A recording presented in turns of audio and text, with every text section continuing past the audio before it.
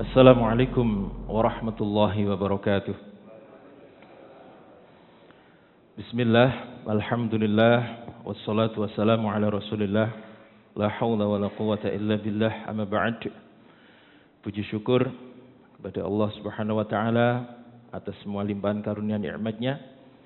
Salawat serta salam mari kita selalu haturkan kepada Nabi kita Muhammad sallallahu alaihi wasallam. Mudah-mudahan kita mendapatkan syafaat beliau hingga yaumul akhir nanti. Amin ya rabbal alamin. Para bapak ibu jamaah sekalian, hari ini, pagi ini insyaallah ada jamaah kita, yaitu Bapak Uman dan sekeluarga dengan istri berangkat ke Tanah Suci. Kita sambung Fatihah, mudah-mudahan perjalanannya lancar, aman, nyaman, sampai nanti kembali ke Siwalan-Kerto. Dan mudah-mudahan menjadi haji yang mabrur. Amin ya rabbal alamin. Ukhsan la diniyah bi syafaati Rasulillah. Ukhsan Bapak Uman wa zawjatihi. Al-Fatihah. A'udzu billahi minasy syaithanir rajim. Bismillahirrahmanirrahim. Alhamdulillahi rabbil alamin. Ar-Rahmanir Rahim. Maliki yaumiddin. إياك نعبد وإياك نستعين اهدنا الصراط المستقيم صراط الذين أنعمت عليهم غير المغضوب عليهم ولا الضالين آمين. Para jamaah sekalian, kita lanjutkan kisah tentang perang yang terjadi di lembah yang namanya Yarmuk, yaitu di daerah Yordania. Berapa jumlah kaum muslimin kemarin, Bu? Biden? 40.000. Sementara pasukan Romawi 240.000. Masya Allah. 1 banding 6. 1 banding 6. Nah, para jamaah sekalian menyaksikan panglima besarnya, yaitu Georgius Theodorus, yang sebelumnya menantang duel Khalid. Justru di akhir percakapan, Dwarojah ini masuk ke barisan pasukan muslimin. Dengan kata lain, panglima utama ini telah membelot dari pasukannya. Maka barisan terdepan dari pasukan Romawi kemudian langsung mengejar Georgius ini dengan maksud supaya bisa ditangkap dan dihabisi.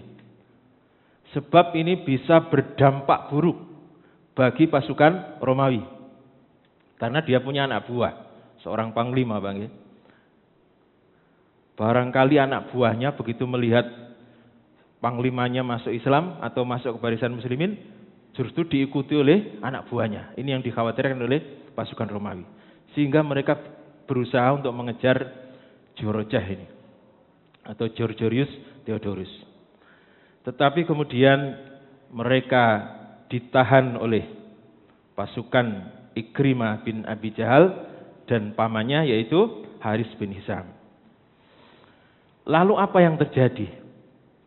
Begitu pasukan terdepan sudah mulai menyerang, yang sebenarnya mengejar Georgius tadi, kemudian seluruh pasukan Romawi bergerak maju bagaikan awan hitam yang siap menggulung apapun yang berada di depannya. Jadi awan hitam itu biasanya membawa badai. Masya Allah. Pasukan Romawi yang berada di sayap kiri kemudian berhasil mendobrak dan berhasil menembus pertahanan pasukan muslimin yang berada di sayap kanan.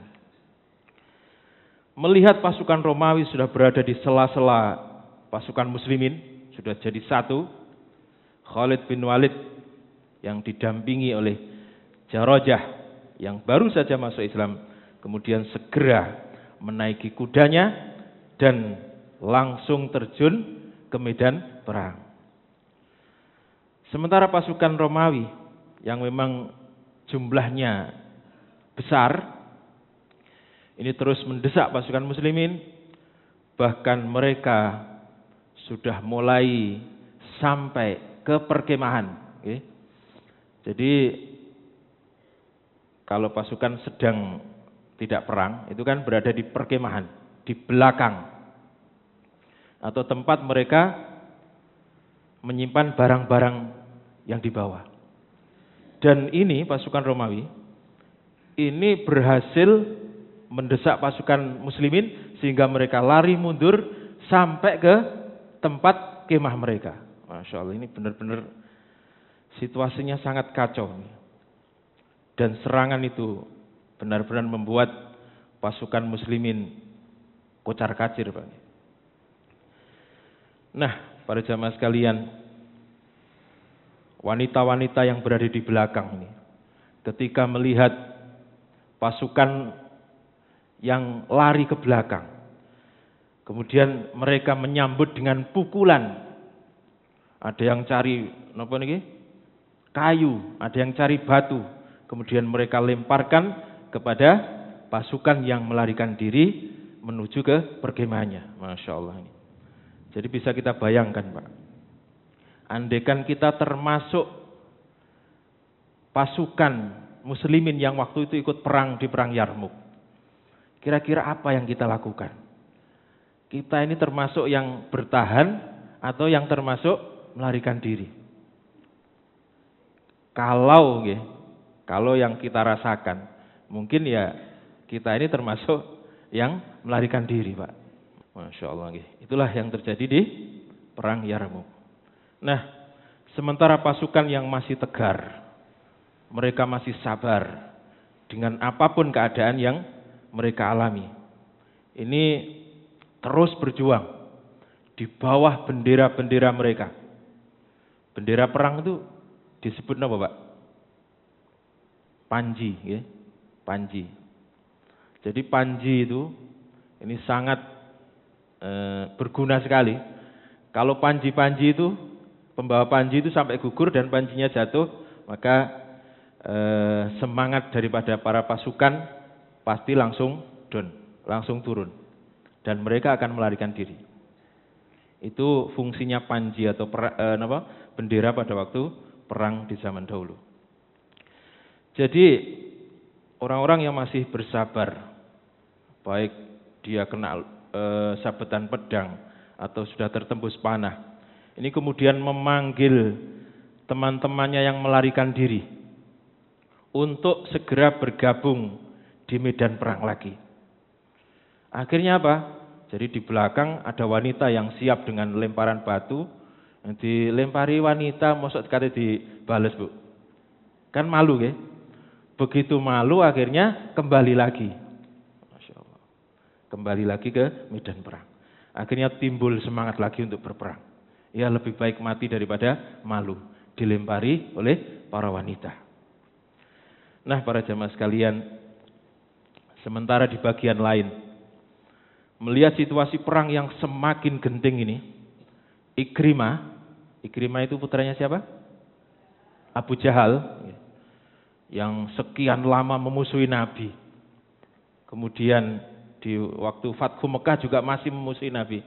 Kemudian disusul oleh istrinya namanya Ummu Hakim, kemudian mendatangi Nabi, langsung dirangkul oleh Nabi. Masya Allah. Dan dia di situ kemudian bersyahadat. Inilah Ikrimah bin Abi Jahal. Ikrimah ini berteriak, aku pernah berperang bersama Rasulullah dalam beberapa peperangan. Apakah pantas bila hari ini aku melarikan diri dari kalian? Kemudian ia memanggil pasukannya dan mengatakan, siapakah yang berani berbaiat mati denganku? Masya Allah, ini memang posisi genting. Kalau tidak ada yang mau mengorbankan dirinya, pasti pasukan ini akan habis sedikit demi sedikit. Siapakah yang berani berbaiat untuk mati bersamaku? Dan seruan ini kemudian disambut oleh pamannya, yaitu Haris bin Hisham. Kemudian seorang lagi, Zirar bin Azwar, diikuti oleh sekitar 400 pasukan pasukan berkuda, ya. Mereka siap mati menjadi martil demi menyelamatkan pasukan yang lain. Jadi begitu mereka terhalang oleh 400 pasukan ini, yang lainnya bisa mempersiapkan diri dan berkoordinasi dengan yang lain, sehingga mereka bisa menyusun kekuatan. Mereka kemudian bertempur mati-matian menghadang pasukan Romawi yang hampir sebentar lagi kalau dibiarkan dia akan sampai ke tendanya Khalid bin Walid, atau tenda daripada panglima utama pasukan muslimin. Masya Allah. Nah, di antara 400 orang ini, ketika sebelum terjadi baiat mati, ada seseorang yang menemui seorang panglima, Abu Ubaidah bin Jarrah, dan mengatakan, aku telah mempersiapkan diriku untuk mati hari ini. Wahai Abu Ubaidah, apakah engkau memiliki keperluan yang nanti akan bisa saya sampaikan kepada Rasulullah? Masya Allah. Memang benar-benar siap mati, Bang. Apakah engkau memiliki keperluan yang akan aku sampaikan kepada Rasulullah?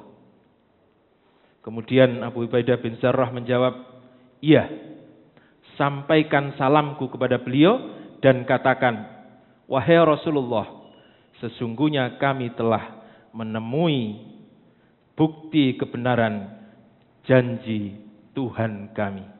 Itu yang disampaikan oleh Abu Ubaidah bin Jarrah.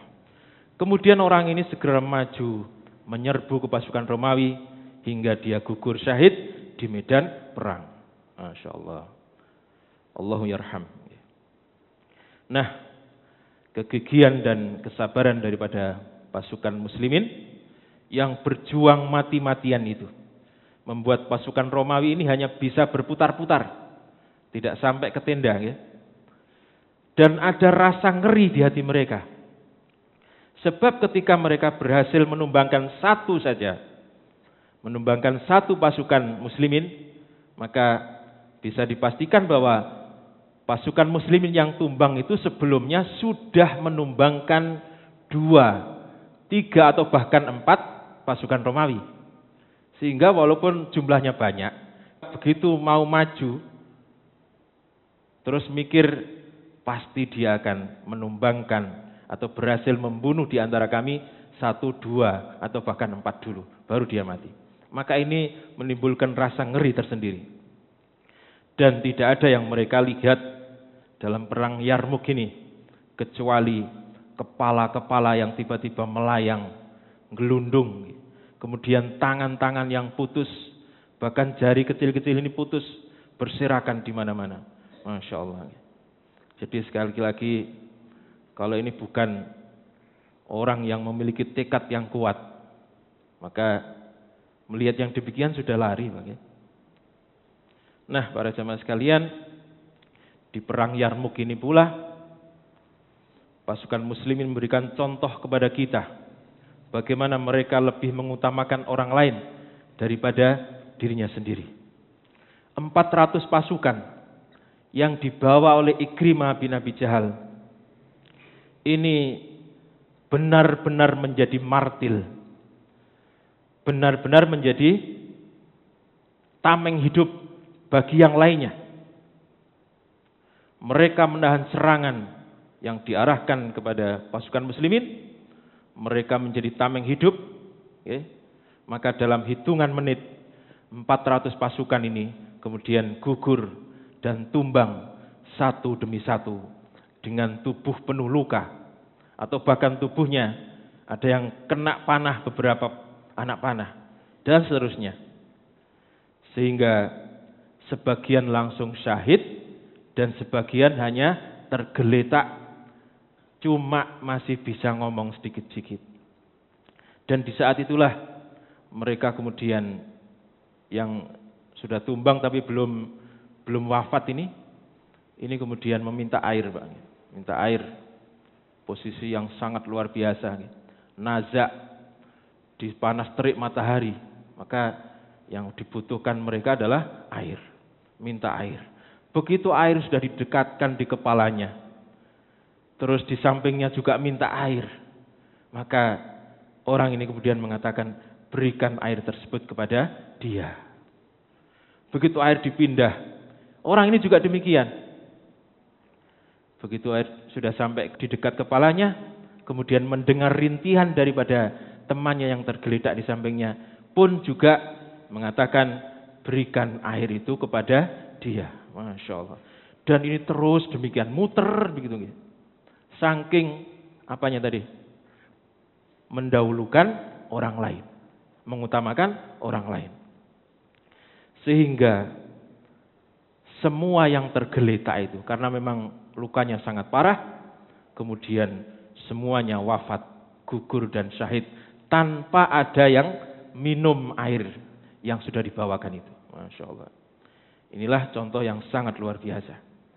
Jadi akhirnya kemudian Ikrimah bin Abi Jahal dengan pamannya yaitu Haris bin Hisham ini gugur dan syahid di medan perang bersama dengan 400 pasukan yang berbaiat mati kepadanya. Masya Allah. Semoga Allah meridhai mereka. Amin ya rabbal alamin. Kita bacakan Fatihah supaya kita sambung ruh kita dengan para syuhada yang gugur mendahulu kita. Al-Fatihah. A'udzubillahi minasyaitonir rajim. Bismillahirrahmanirrahim. Alhamdulillahirabbil alamin arrahmanir rahim maliki yaumiddin. Iyyaka na'budu wa iyyaka nasta'in ihdinas siratal mustaqim siratal ladzina an'amta 'alaihim ghairil maghdubi 'alaihim waladdallin. Amin. Nah, para jamaah sekalian, sekarang kita lihat tadi posisinya di bagian sayap kanan. Sekarang kita lihat bagaimana pertempuran di bagian sayap kiri pasukan muslimin. Pasukan sayap kanan Romawi yang dipimpin oleh seorang panglima yang bernama Qanatir ini menyerang pasukan muslimin di sayap kiri dengan serangan yang dahsyat. Ya sekali lagi memang jumlah pasukannya lebih banyak, Pak. Peralatan perangnya juga lebih modern. Mereka sudah punya seragam. Kemudian senjatanya juga seragam. Sementara pasukan muslimin senjatanya punyanya sendiri-sendiri. Tidak seragam, apa adanya. Maka ini kemudian membuat pasukan muslimin berhasil dipukul mundur. Dan laki-laki ada yang melarikan diri menuju ke tendanya mereka masing-masing. Dan mereka pun lagi-lagi disambut oleh pukulan dan lemparan batu oleh wanita-wanita yang berada di belakang. Kemudian wanita ini berteriak, "Di manakah kemuliaan Islam? Para ibu dan para istri." Maksudnya adalah kalau kalian melarikan diri, bagaimana dengan Islam? Islam akan terhina. Ibu-ibu kalian akan ditangkap. Istri-istri kalian juga akan ditangkap dan akan dijadikan budak. Akan dijadikan tawanan perang. Dan ini menghinakan. Itu maksudnya. Apakah kalian akan melarikan diri dan meninggalkan kami? Yaitu istri-istrinya itu. Akan dijadikan tawanan atau dijadikan budak oleh pasukan musuh. Nah, para jemaah sekalian, mendengar teriakan para wanita itu, pasukan yang awalnya melarikan diri, ini kemudian menjadi malu. Ya, kalau begitu lebih baik matilah daripada meninggalkan istri-istri kita ini. Kembali mereka ke medan perang. Mereka kemudian kembali dan berhasil menghabisi pasukan Romawi dengan jumlah yang besar. Walaupun ini belum menunjukkan perubahan yang signifikan. Jadi posisi pasukan muslimin masih terdesak. Tetapi lagi-lagi ketika orang itu sudah bertekad untuk mati, maka sebelum dia mati dipastikan orang ini sudah berhasil menumbangkan 1, 2 atau bahkan 4 musuh. Nah, pasukan Romawi ini kembali menyerang di bagian sayap kanan. Kali ini pasukan yang dipimpin oleh Amr bin As ini berusaha menahan serangan mereka, tetapi lagi-lagi karena jumlahnya besar, pasukan muslimin ini kemudian terdesak dan lagi-lagi ada yang lari ke belakang. Masya Allah. Jadi lari ke belakang ini kalau kita ya posisi kita tidak bisa menyalahkan juga Bang ya. Diukur dengan kita, apa yang kita perbuat ketika kita ikut perang. Jangan-jangan kita juga menjadi salah satu orang yang lari itu. Kira-kira begitu ya. Mereka dikejar oleh pasukan Romawi. Dan lagi-lagi wanita yang berada di belakang kemudian menyambut mereka dengan lemparan batu dan pukulan daripada kayu-kayu yang sebenarnya dibuat cagak untuk tenda itu. Diambil, kemudian dipukulkan kepada mereka. Sambil berteriak, semoga Allah mempermalukan kalian yang melarikan diri dari pasukannya. Semoga Allah menanggalkan kehormatan kalian. Teriakan ini kemudian disambut oleh wanita-wanita yang lain dan mengatakan, kalian semua bukanlah suamiku selama kalian tidak bisa melindungi kami dari musuh. Jangan berharap kalian masih kami akui menjadi suami ketika kalian melarikan diri dari perang. Masya Allah. Ini wanita-wanita juga sangat berperan. Seorang laki-laki mau pulang, tiba-tiba misalnya pulang Bang, istrinya mengatakan, kalau kamu pulang dari medan perang, maka mulai saat ini bukan suamiku lagi. Kira-kira seperti apa Pak? Balik lagi, izin, malu, terus di mana harga diriku? Lebih baik mati daripada harus pulang. Masya Allah. Jadi seakan-akan peristiwa perang Uhud ini terjadi lagi. Situasinya sangat kacau. Pasukan muslimin ini kocar-kacir Pak, karena memang kalah jumlah. Lalu bagaimana kelanjutan daripada perang Yarmuk ini? Akankah pasukan muslimin bisa keluar dari tekanan-tekanan musuh? Akan kita bahas pada pertemuan yang akan datang. Demikian, kurang lebihnya mohon maaf. Mudah-mudahan manfaat. Wassalamualaikum warahmatullahi wabarakatuh.